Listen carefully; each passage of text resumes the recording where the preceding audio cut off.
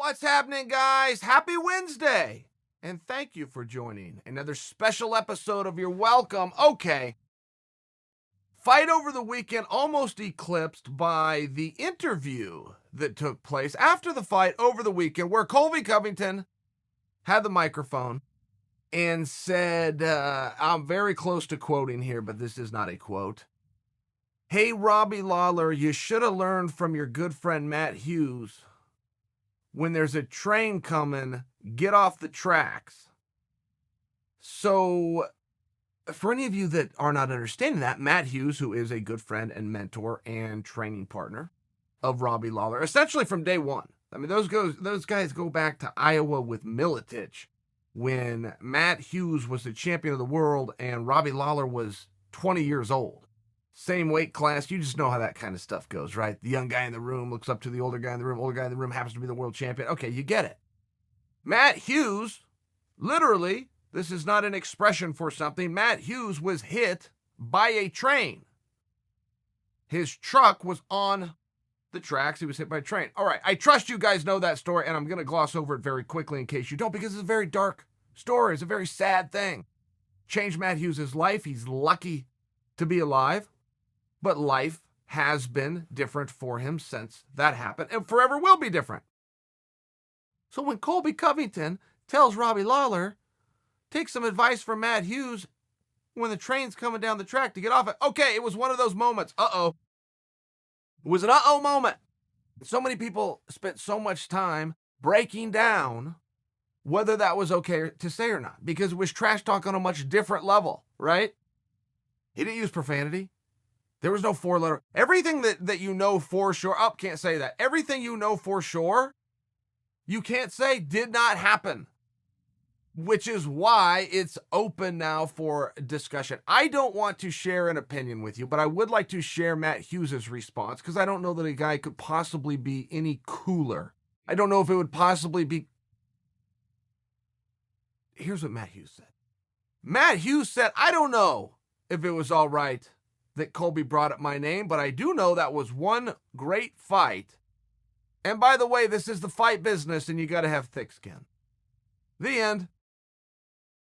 I thought that was a pretty cool response.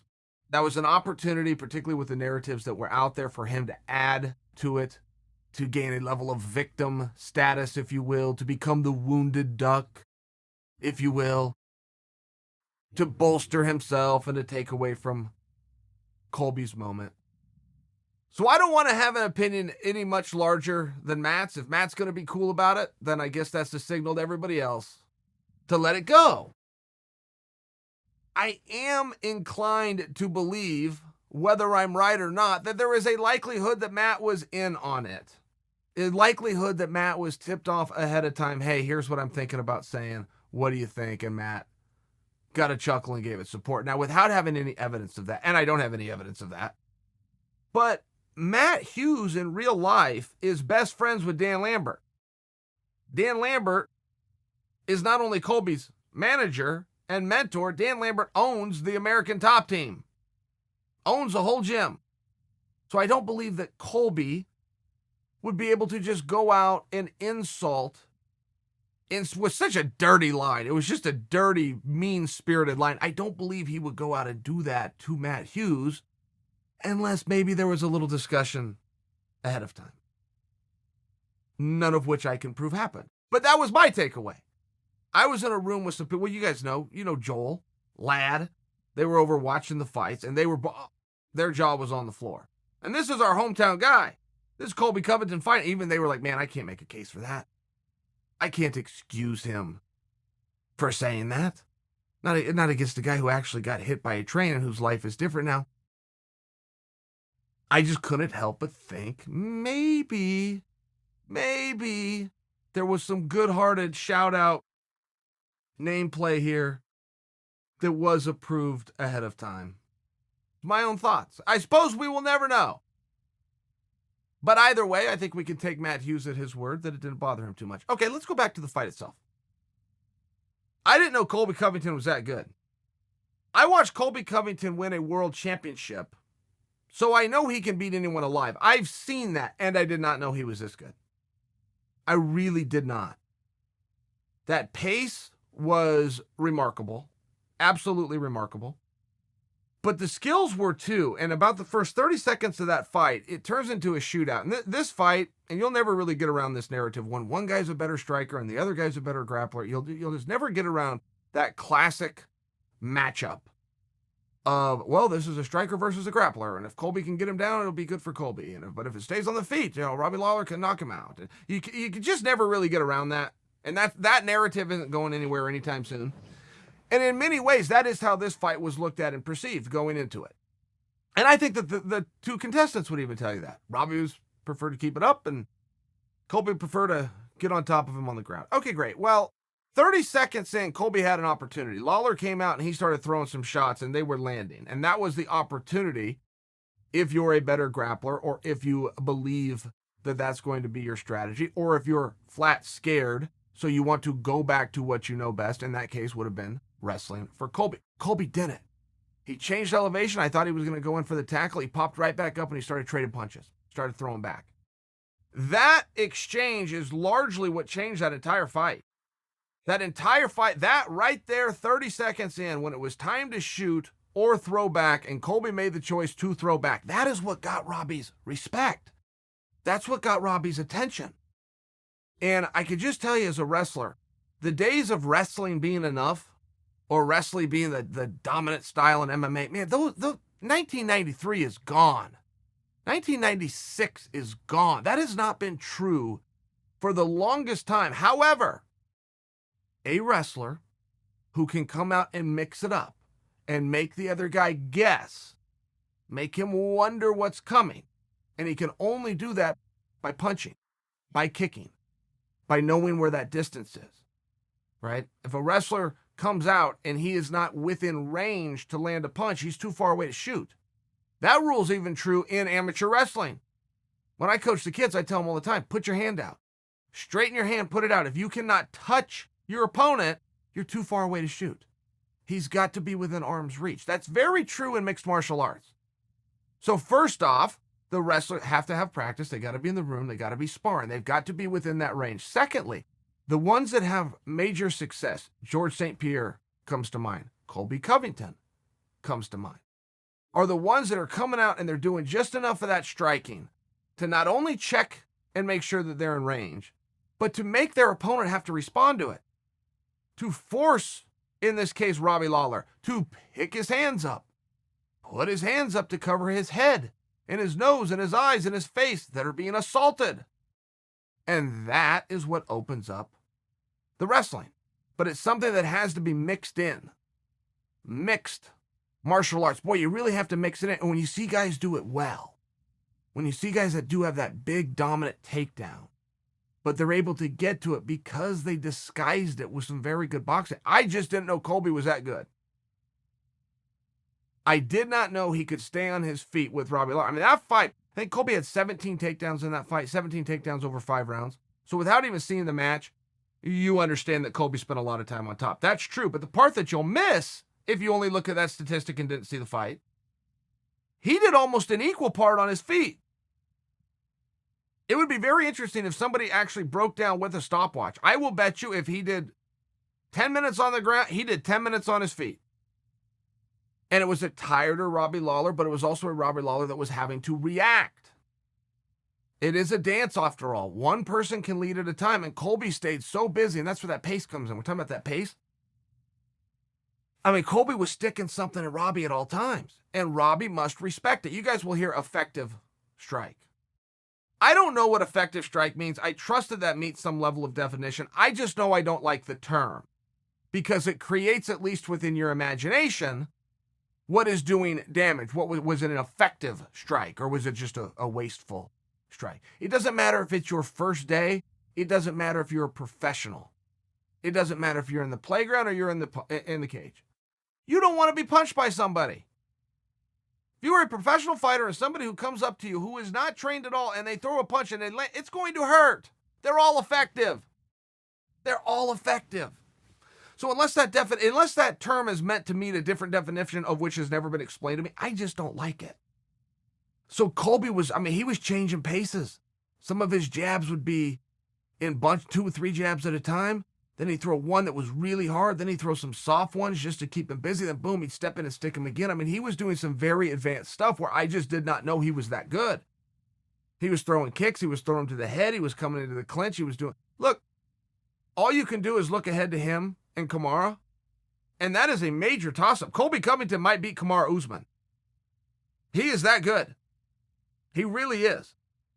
He has the pace that Kamaru has found a way to weaponize. Colby's got the same weapon. And that's always interesting because that's always an intangible, and that's always something that the sports analyst can never break down for you. Where this guy's in better shape than that guy. That's a very real thing.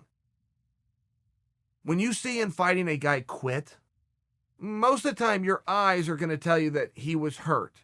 The other guy did enough damage and it made him quit. That's not what it is.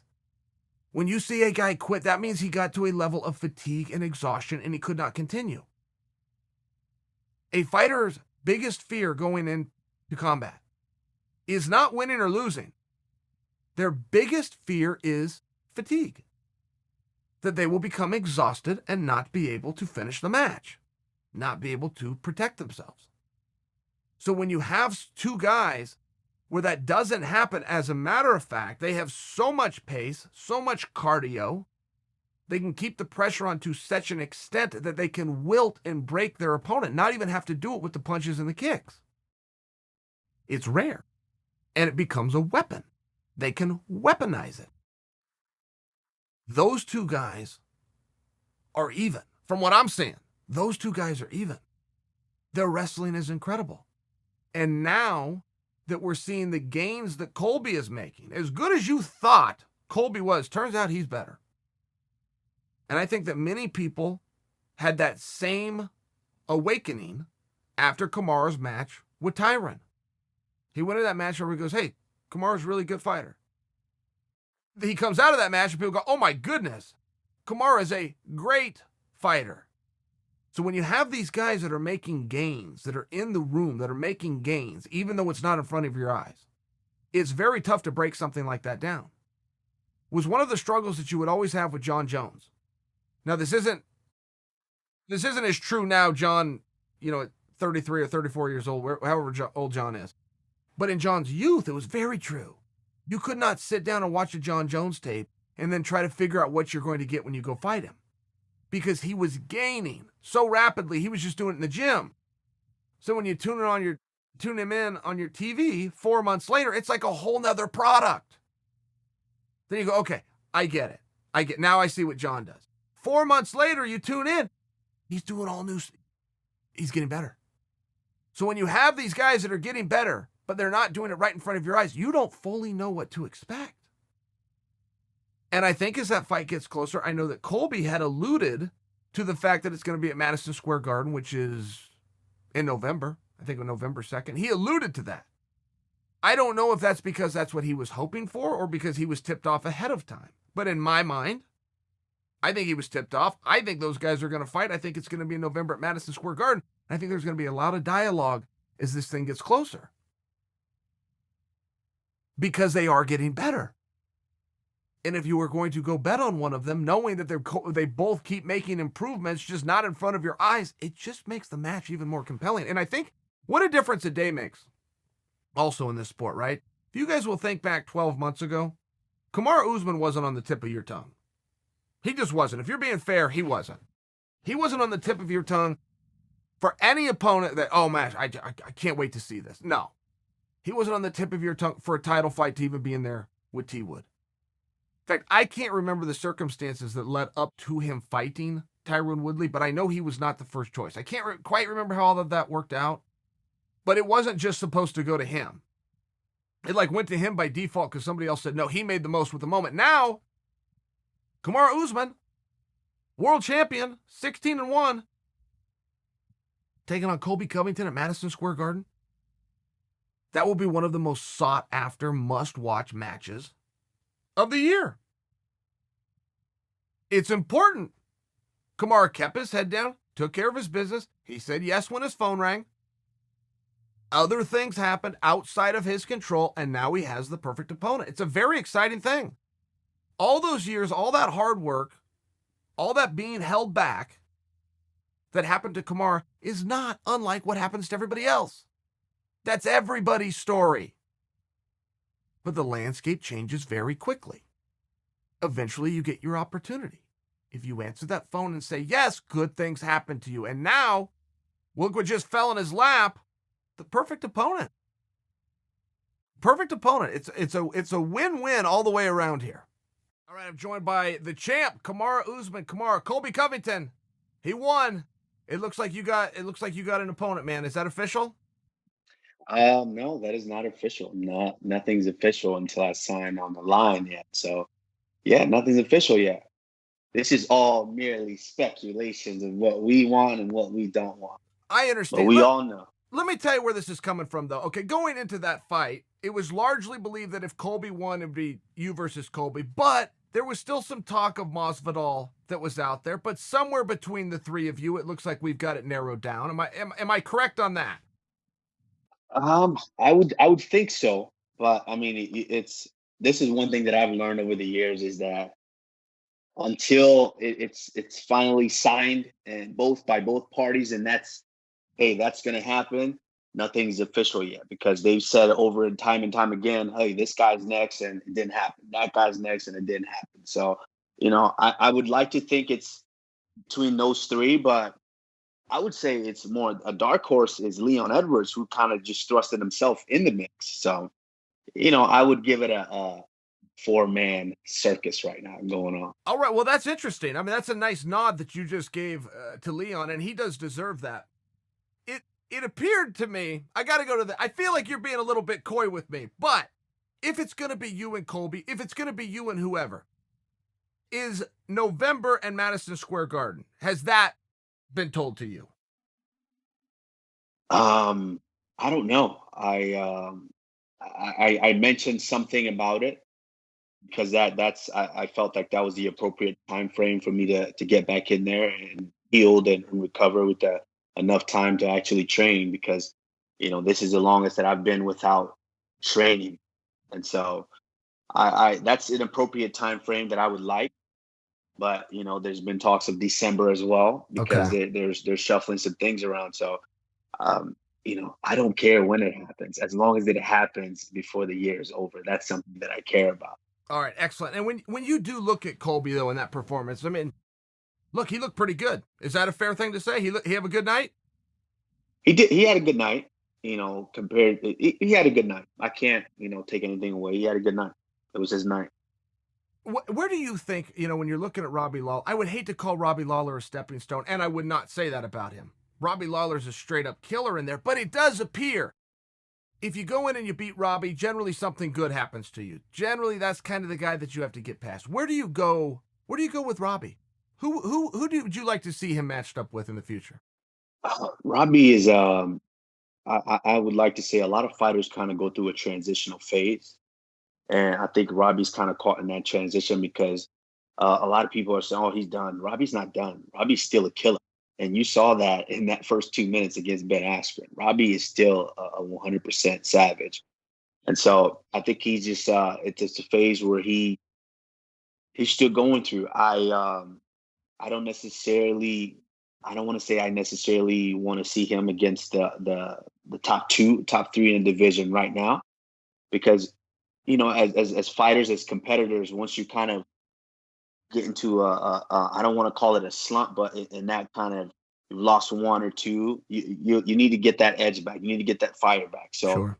you know, I would give him someone. I think they had him ranked 11 before this fight. That sounds Before right. that, yeah. So I would say give him someone in that team to 11 where he was at, and see how he bounces back from that because I don't believe Robbie's done at all. I think he's still in the mix.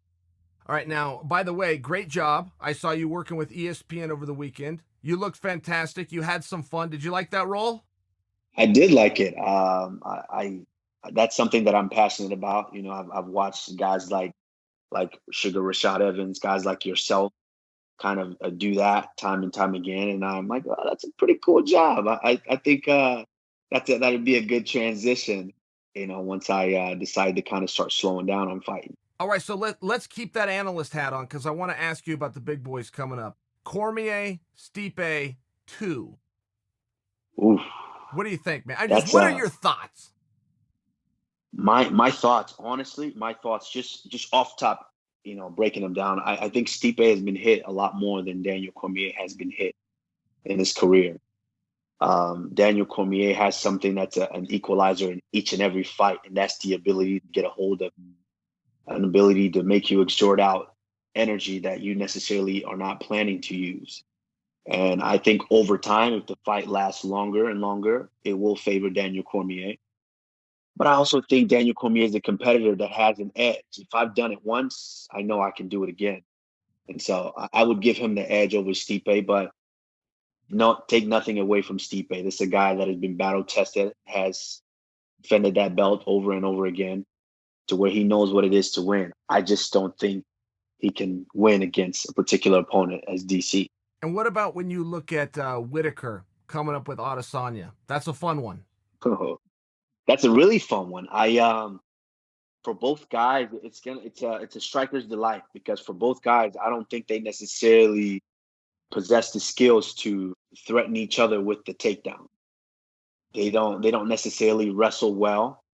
Um, not well that they can't do it well, but they can't. I don't think they necessarily possess those skills and that technique that you drilled time and time again, years and years on how to penetrate in and lock up the double leg or single leg, run the pipe, get them down to the ground and control them down there. Because I think to beat a guy like Adesanya and a guy like Whitaker, you have to at some point control them rather than let them dance around, set up their strikes, and land something big and get you out of there potentially. So I think it's a toss up. But obviously, if I had to pick, I'm gonna go with my countryman and a buddy of mine with Adesanya. But I take nothing away from Whitaker. I think he's been a great champion, and I think he's a problem for anybody. I agree with that.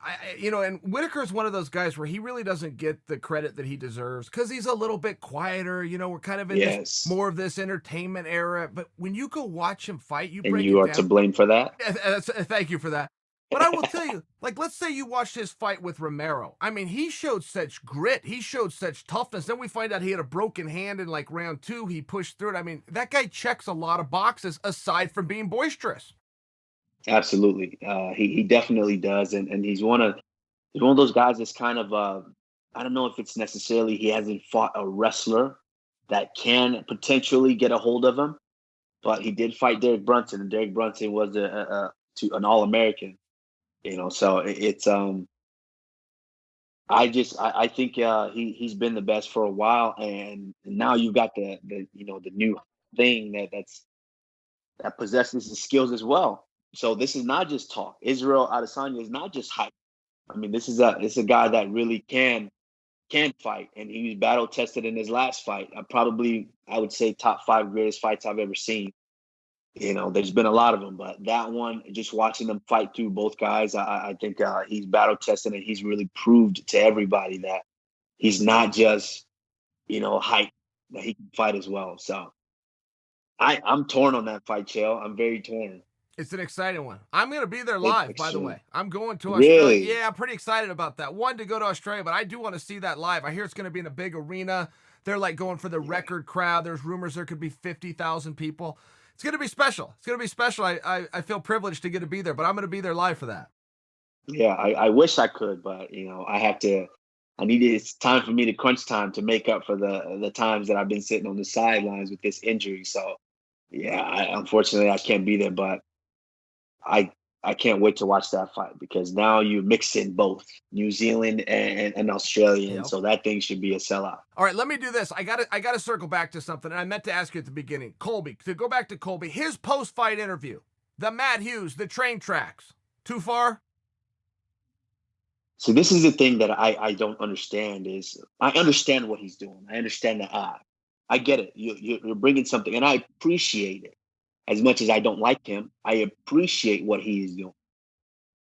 But the problem is now you blur those lines because if you actually watch that fight, you watch what happened at the end. Yeah, he talked all the talk about Robbie, how this and that, basically trying to sell the fight. I get that. And then after the fight, they're shaking hands. You actually watch him, and I'm decent at reading lips. You actually watch him say, "I love you, man." basically stating that I understand, but I want you to understand that I'm just selling this fight here. That it's no hard feelings, and I get that. But then you get back on a mic and you say something as personal as that. I mean, that blurs all lines from entertainment to personal, because that is personal. Because I'm pretty sure that's not something Matt Hughes would say. Hey, yeah, go ahead and use that. That's fine. Talk about that. You know. So I think that was too far. I think he's done a few things that are too far, because whoever's writing his lines, whoever's advising him on, this is the direction to play this heel. I don't think they're doing a good job of toting that line of playing the character, because now it's at the point where you put that character down. You have to walk outside. There has to be security with you, because now even civilians have a problem with you. So I've looked at some of the best heels in the game for a long, long time. Chill, you can walk down the street, and I mean, I'm sure Brazil probably might not be your best bet, but you can walk down the street and be just fine. And people still appreciate what you've done and understand what you've done. But I think he's kind of crossed that line. Might have been too far. All right. Come on. I got to tell you, this was great catching up with you. You got anything else you want to get off your chest? Yeah, I mean, I definitely I need to be in there before the year is over. I'm a guy who loves to compete. Unfortunately, I haven't been able to compete as much as I can since getting that belt, but definitely before the year is over, you guys can bet your ass you're gonna see me back in that octagon. I cannot wait. Can we also be pretty sure it's going to be with Colby? Huh? I mean, is that something we're supposed to hold back right Nothing. now? I feel like you don't Nothing want to is give for. me this, huh? Maybe not I Colby. mean, I haven't. Listen, I would tell you if I've signed anything, because I told people when I signed the contract to fight Tyron. I told people months and months before, when Tyron was still kind of planning. I told people I've signed the contract. I even put up the picture, the post about it. I won't hide anything like that. But nothing's signed with Kobe. And when it is, I will be sure to let you guys know. I appreciate that. All right, buddy. Thank you. Thank you for your time. See you, Kamara. Thanks, Joe. All right, guy. There's the champ, Kamara Usman. And I must tell you, I think he's holding out on me a little bit. I mean, I think it's Colby. Isn't it supposed to be Colby? I feel like that we must be lost a little bit in the weeds there, where maybe that's been offered and there's some negotiating going. Maybe the date's not matching up. I don't know. All right, I saw One Night in Hollywood over a week ago. Great movie. I wanted to let it breathe a little bit so I didn't spoil this for any of you. But now I am going to spoil it. 2 hours and 40 minutes. Watched the whole thing. Left the theater with my cousin and his wife. My wife, myself, so 4 of us. I leave the theater and we get into the parking lot. It's like midnight. And we all stand there in the parking lot and we're staring at each other, discussing the movie, trying to figure out if we liked it or not. And none of us came to a conclusion. We're like, God, I don't know. Did I like that? What'd you think? Did you like that? Nobody came to a conclusion. We get in our cars, we drive home. I go to bed, I wake up. The next morning when I wake up, very first thing I think of is that movie. And I love it. I loved it.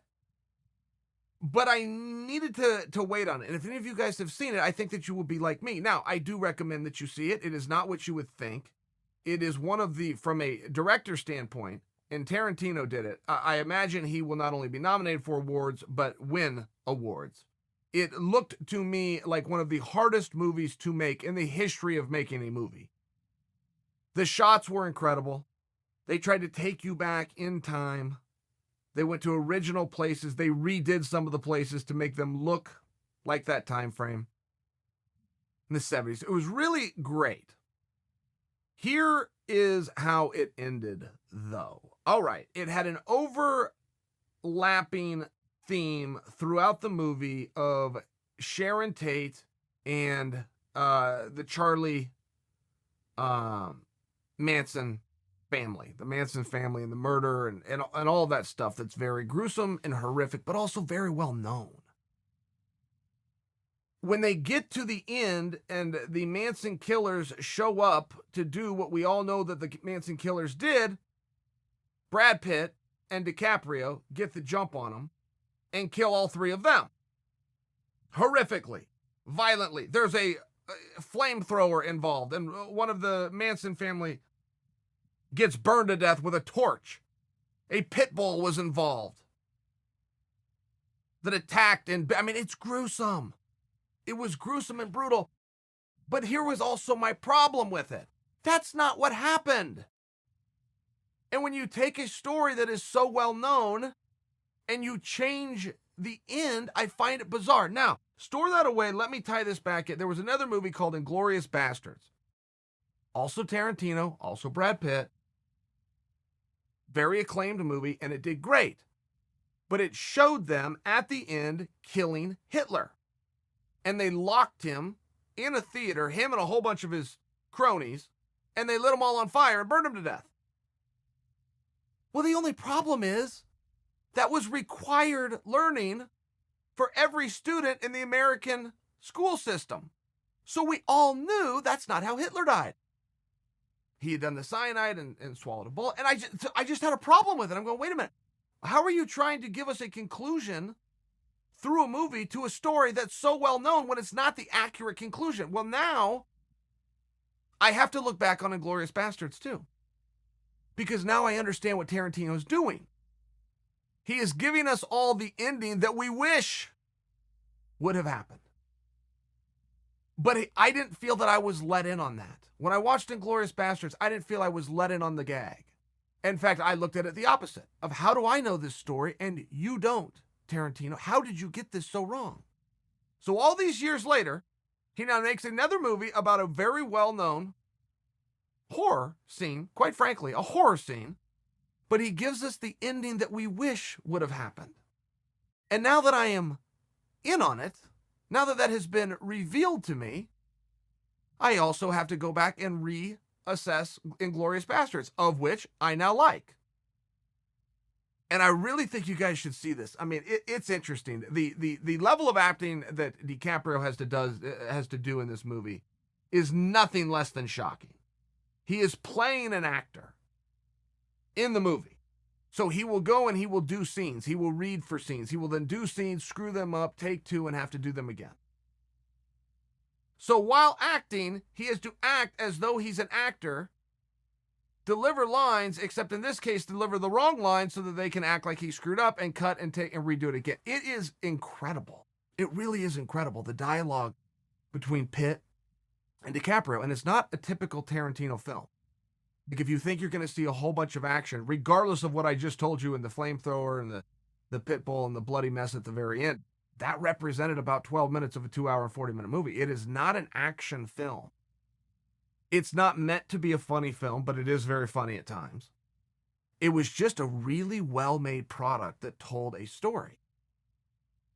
Even though they changed the ending of it. So it's not an accurate story, but it told a story. And it's good. And I recommend it. Many of you have asked me through social media about Yanni and Zayn, amateur wrestlers. They are in arbitration. They are fighting it out to figure out if they have to go re-wrestle a match or how they're going to get the whole World Team Trials process underway. You guys have asked me why I haven't talked about this. Guys, I'm not holding out on you. I don't have anything to talk about. The arbitration started last Monday. It was supposed to last up to 3 days, but everybody was very tight-lipped about it. Zayn himself wasn't there. Yanni's not even in the country. He was in Poland. All they sent into the room was their attorneys. I don't even know that they had their coaches there.